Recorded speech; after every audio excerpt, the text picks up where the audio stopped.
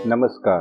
मंत्री कनिक नीति शास्त्र का एक प्राचीन वृत्तांत सुनाते हैं, जिसमें वनवासी गीदड़ अपने चारों मित्रों के साथ शिकार करने के बाद जब बाघ स्नान करके लौटा तो उसने गीदड़ से पूछा, क्यों सोचने पड़े हो? गीदड़ बोला, महाबाहो, चूहे ने तुम्हारे विषय में जो बात कही है उसे तुम मुझसे सुनो। वह कहता था, मृगों के राजा बाघ के बल को धिक्कार है। आज इस मृग को तो मैंने मारा है। मेरे बाहुबल का आश्रय देकर आज वह अपनी भूख बुझाएगा। उसने इस प्रकार गरज गरज कर ऐसी घमंडी बातें कही हैं, अतः उसकी सहायता से प्राप्त हुए इस भोजन को ग्रहण करना मुझे अच्छा नहीं लगता। बाघ ने कहा, यदि ऐसी बात कहता है तब तो उसने इस समय मेरी आंखें खोल दी, मुझे सचेत कर दिया। आज से मैं अपने बाहुबल के भरोसे वन जंतुओं का वध किया करूंगा और उन्हीं का मांस खाऊंगा। यूं कहकर बाघ वन में चला गया। इसी समय चूहा भी नहा धोकर वहां आ पहुंचा। उससे आया देखकर गीदड़ ने कहा, चूहा भाई तुम्हारा भला हो। नेवले ने यहाँ जो बात कही है उसे सुन लो। वह कह रहा था कि बाघ के काटने से इस हिरन का मांस जहरीला हो गया है। मैं तो इसे खाऊंगा नहीं, क्योंकि मुझे ये पसंद नहीं है। यदि तुम्हारी अनुमति हो तो मैं चूहे को ही खा लूं। ये सुनकर चूहा अत्यंत भयभीत होकर बिल में घुस गया। राजन, तत्पश्चात भेड़िया भी स्नान करके वहां आ पहुंचा। उसके आने पर गीदड़ ने इस प्रकार कहा, भेड़िया भाई, आज बाघ तुम पर बहुत नाराज हो गया है, अतः तुम्हारी खैर नहीं है। वह अभी बाघिन को साथ लेकर यहाँ आ रहा है, इसलिए अब तुम्हें जो उचित जान पड़े वह करो। गीदड़ के इस प्रकार कहने पर कच्चा मांस खाने वाला वह भेड़िया दुम दबाकर भाग गया। इतने में ही नेवला भी आ पहुंचा। महाराज, उस नेवले से गीदड़ ने वन में इस प्रकार कहा, ओ नेवले, मैंने अपने बाहुबल का आश्रय लेकर उन सबको परास्त कर दिया है। वह हार मानकर चले गए हैं। यदि तुझमें हिम्मत हो तो पहले मुझसे लड़ ले, फिर इच्छा अनुसार मांस खाना। नेवले ने कहा, जब बाघ, भेड़िया और बुद्धिमान चूहा ये सभी वीर तुमसे परास्त हो गए हैं, तब तो तुम वीर शिरोमणि हो। मैं भी तुम्हारे साथ युद्ध नहीं कर सकता। यूं कहकर नेवला भी चला गया।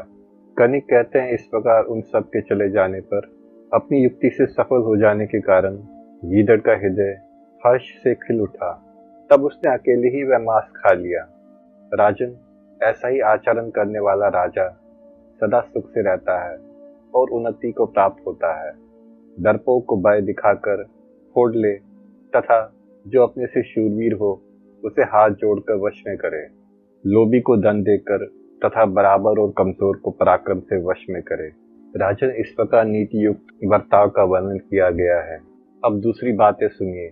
पुत्र, मित्र, भाई, पिता अथवा गुरु कोई भी क्यों ना हो, जो शत्रु के स्थान पर आ जाए, शत्रुवत बर्ताव करने लगे तो उन्हें वैभव चाहने वाला राजा अवश्य मार डाले। सौगंध खाकर, धन अथवा जहर देकर या धोखे से भी शत्रु को मार डाले। किसी तरह भी उसकी अपेक्षा न करे। यदि दोनों राजा समान रूप से विजय के लिए यत्नशील हो और उनकी जीत संदेहास्पद जान पड़ती हो, तो उनमें भी जो मेरे इस नीतिपूर्ण कथन पर श्रद्धा विश्वास रखता है वही उन्नति को प्राप्त होता है। यदि गुरु भी घमंड में भरकर कर्तव्य और अकर्तव्य को जानता हो तथा बुरे मार्ग पर चलता हो तो उसे भी दंड देना उचित माना जाता है। मन में क्रोध भरा हो तो भी ऊपर से क्रोध शून्य बना रहे और मुस्कुराकर बातचीत करे। कभी क्रोध में आकर किसी दूसरे का तिरस्कार न करे। भारत, शत्रु पर प्रहार करने से पहले और प्रहार करते समय भी उससे मीठे वचन ही बोले। शत्रु को मारकर भी उसके प्रति दया दिखाए, उसके लिए शोक करे तथा रोए और आंसू बहाए। शत्रु को समझा बुझाकर, धर्म बताकर, धन देकर और सद्व्यवहार करके आश्वासन दे, अपने प्रति उसके मन में विश्वास उत्पन्न करे। फिर समय आने पर जो ही वह मार्ग से विचलित हो, त्यों ही उस पर प्रहार करे। धर्म के आचरण का ढोंग करने से घोर अपराध करने वाले का दोष भी उसी प्रकार ढक जाता है जो पर्वत काले मेघों की घटा से ढक जाता है। जिसे शीघ्र ही मार डालने की इच्छा हो उसके घर में आग लगा दे। धनहीनों, नास्तिकों और चोरों को अपने राज्य में ना रहने दे। शत्रु के आने पर उठकर आगवानी करे, आसन और भोजन दे और कोई प्रिय वस्तु भेंट करे। ऐसे बर्ताव से अपने प्रति जिसका पूर्ण विश्वास हो गया हो उसे भी अपने लाभ के लिए मारने में संकोच न करे। सर्प के भांति तीखे दांतों से काटे, जिसे शत्रु फिर उठकर बैठ न सके।